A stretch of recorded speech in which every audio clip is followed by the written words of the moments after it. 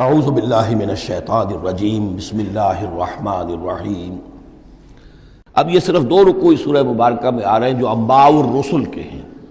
اور اس میں جیسا کہ میں نے عرض کیا حضرت نوح جو اولین ہے اور حضرت موسیٰ جو آخری ہے، ان دونوں کا تو صراحتاً ذکر ہے،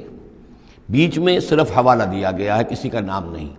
حضرت نوح کا ذکر صرف آدھے رکوع پر ہے، حضرت موسیٰ کا قدر تفصیل کے ساتھ 1.5 رکوع ہے۔ اس کے برعکس ہو جائے گا اگلی صورت میں سورہ ہود میں حضرت نوح علیہ السلام کے ذکر پر 2 رکوع ہیں طویل، اور حضرت موسیٰ کا صرف ایسے ہی تذکرہ ہے، صرف حوالے کے طور پر۔ وَاتْلُ عَلَيْهِمْ نَبَأَ نُوحٍ، اور ان کو ذرا سنائیے نوح کی خبر۔ اذ قال لقومہ، جبکہ انہوں نے کہا اپنی قوم سے، یا قوم ان کان کبر علیکم مقامی، اے میری قوم کے لوگوں، اگر تم پر بہت بھاری گزر رہا ہے میرا کھڑا ہونا، و تذکیری بآیات اللہ، اور اللہ کے آیات سے تمہیں نصیحت کرنا، شاق گزر رہا ہے، مذاق اڑاتے ہو تم، مجھ پر آوازیں کستے ہو، تم پر بہت شاق گزر رہا ہے میرا یہ سارا عمل۔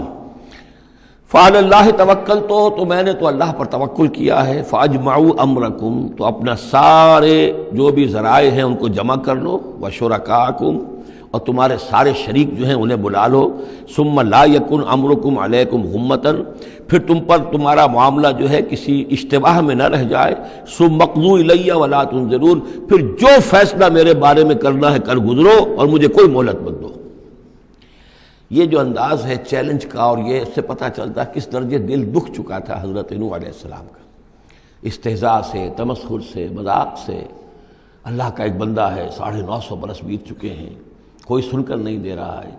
تو اس وقت جو آخری بات، اچھا اب جو کچھ تم کر سکتے ہو، میرا کوئی بگاڑ سکتے ہو بگاڑ لو، اپنی ساری قوت جمع کر لو، جیسا کہ اس سے پہلے آ چکا ہے، اور بھی انبیاء نے اس طرح کی بات کہی۔ پھر بالآخر فَإِن تَوَلَّيْتُمْ، اور پھر اگر تم یہ نہ کرو، اگر تم اس کھلے مقابلے میں بھی نہ آؤ، اور اس میں اس بات کا خیال موجود ہے، یعنی اس بات کا امکان موجود ہے کہ ان کے دل میں چور ہو کہ ہم اس کے خلاف کوئی اقدام کریں، اسے قتل کر دیں، نوح کے خلاف کوئی اور ہم ایسا اقدام کریں تو پتہ نہیں کوئی مصیبت ہم پر نہ آ جائے، لہذا یہ سارا جو انداز تھا حضرت نوح علیہ السلام کا، اس کے باوجود پھر وہ فرما رہے ہیں وَإِن تَوَلَّيْتُمْ، اگر تم نہیں کچھ کرتے، فَمَا سَأَلْتُكُم مِّنْ أَجْرٍ، تو پھر ذرا غور کرو، میں نے جو بھی تمہاری خدمت کی ہے آج تک، تمہیں جو دین کی طرف بلایا ہے، دعوت دی ہے، میں نے کبھی تم سے کوئی اجر مانگا ہے؟ میں نے تم سے کوئی اجرت تو طلب نہیں کی، تم سے کوئی شاباش تک نہیں مانگی، میں نے تم سے کوئی مدد نہیں مانگی، تم سے کوئی اجرت نہیں مانگی۔ ان اجری الا علی اللہ، میرا اجر تو اللہ کے ذمے ہے۔ وامرت ان اکون من المسلمین، اور مجھے حکم ہوا ہے کہ میں اس کے فرما بردار بندوں میں سے رہوں۔ فکذبوہ، تو انہوں نے پھٹلا دیا اس کو۔ فنجیناہ، تو ہم نے نجات دے دی اس کو، ومن معہ فی الفلک، اور جو بھی اس کے ساتھ تھے اس کی کشتی میں۔ وجعلناہم خلائف، اور انہی کو پھر ہم نے خلفاء بنا دیا زمین کے اندر، پھر انہی کو خلافت عطا کی، انہی کو جانشین بنایا۔ وَأَغْرَقْنَا الَّذِينَ كَذَّبُوا بِآيَاتِنَا، اور غرق کر دیا ان لوگوں کو جنہوں نے ہماری آیات کی تکذیب کی تھی۔ فَانظُرْ كَيْفَ كَانَ عَاقِبَةُ الْمُنذَرِينَ، تو دیکھو کیسا انجام ہوا ان کا جنہیں خبردار کر دیا گیا تھا۔ ثُمَّ بَعَثْنَا مِن بَعْدِهِ رُسُلًا، پھر ہم نے بھیجا ان کے بعد بہت سے رسولوں کو، الی قومہم، اپنی اپنی قوموں کی طرف۔ فجاءوہم بالبینات، تو وہ سب کے سب آئے ان کے پاس روشن دلیلیں لے کر۔ فما کانوا لیؤمنوا بما کذبوا بہ من قبل، لیکن وہ جس چیز کے انکار پر اڑ چکے تھے وہ ساری روشن دلیلیں دیکھنے کے باوجود بھی اس کو ماننے والے نہ بنے۔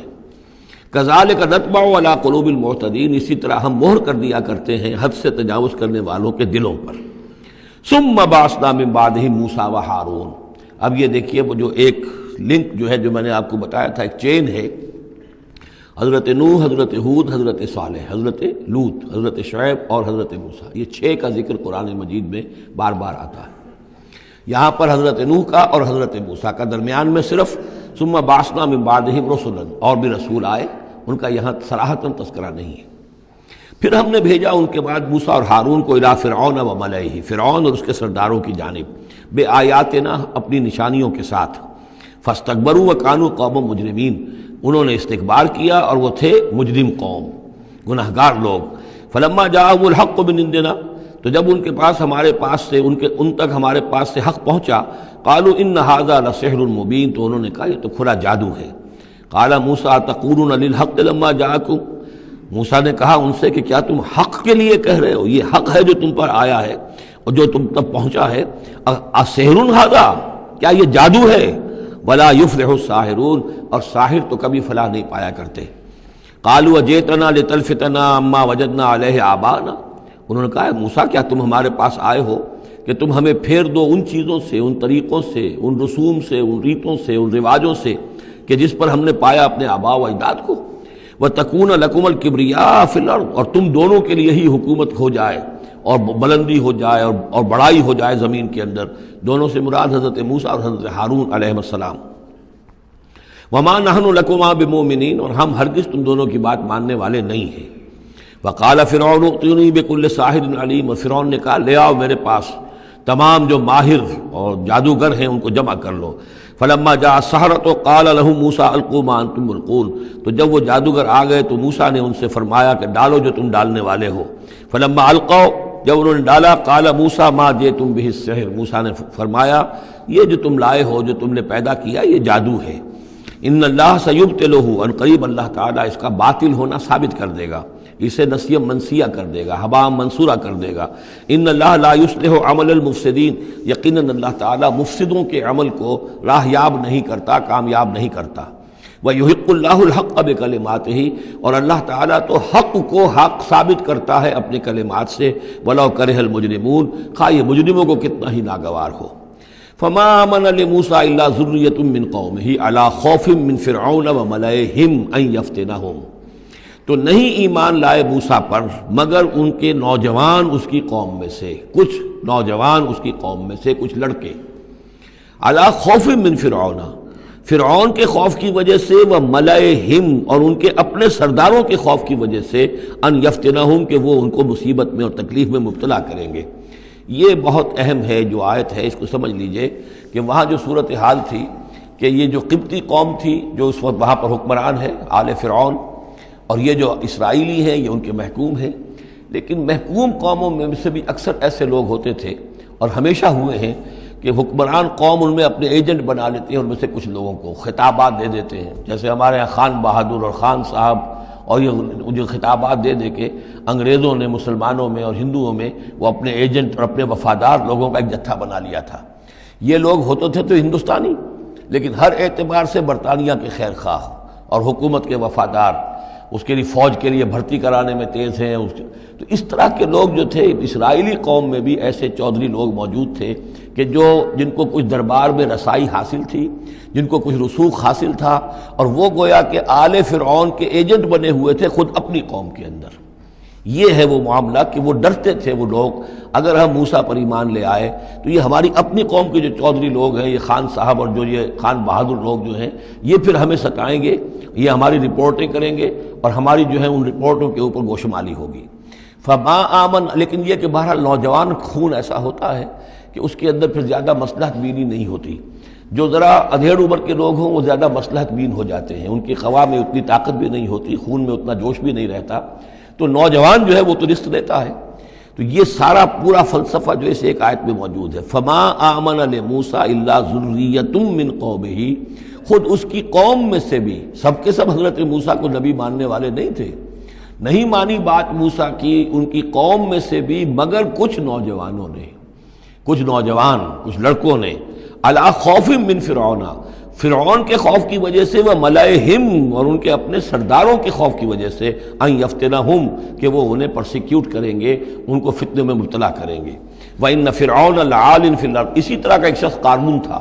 قارون جو ہے وہ قوم موسیٰ سے تھا، اسرائیلی تھا، لیکن یہ کہ سرکار دربار میں رسائی تھی، وفادار تھا حکومت کا، اسی کی وجہ سے بڑے بڑے ٹھیکے ملتے تھے، جیسے ہمارے ہاں ٹھیکیدار ہوتے تھے بڑے بڑے لوگ،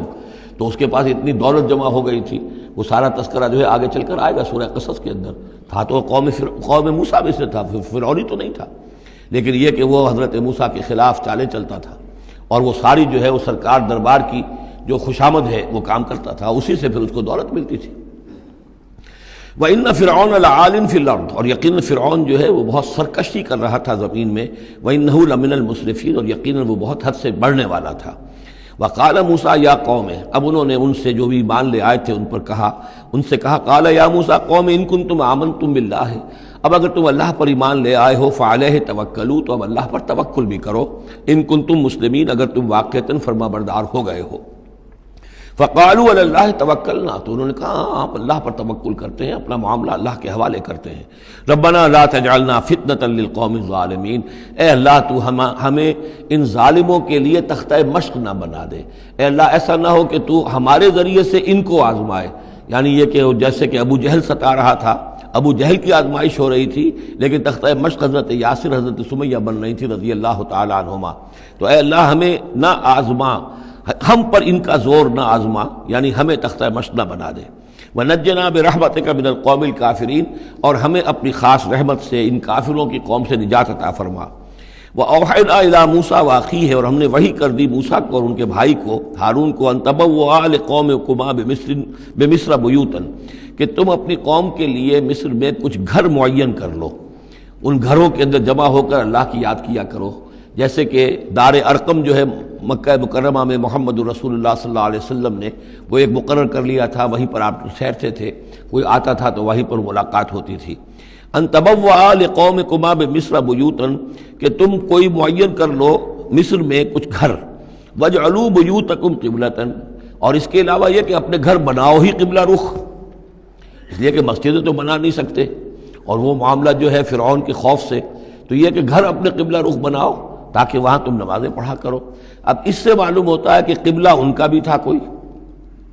جبکہ ابھی بیت المقدس تو بنا ہی نہیں ہے، وہ تو حضرت سلیمان علیہ السلام حضرت موسیٰ سے کم 1000 سال بعد آئیں گے، اور پھر وہ جو ہے بیت المقدس ہوگا اور یروشلم بنے گا اور ہیکل سلیمانی بنے گی، لہذا قبلہ تب اس وقت کا قبلہ کس کا تھا، کون سا تھا؟ یہی بیت اللہ قبلہ تھا۔ ان کے جو وہ خیمے ہوتے تھے قربان گاہ کے خیمے، ان کے بارے میں تفاصیل آتی ہے تورات کے اندر کہ وہ ایسے نصب کیے جاتے تھے کہ جب کوئی شخص جو ہے وہ قربانی پیش کرتا تھا تو اس کا رخ جو ہے سیدھا کعبے کی طرف ہوتا تھا۔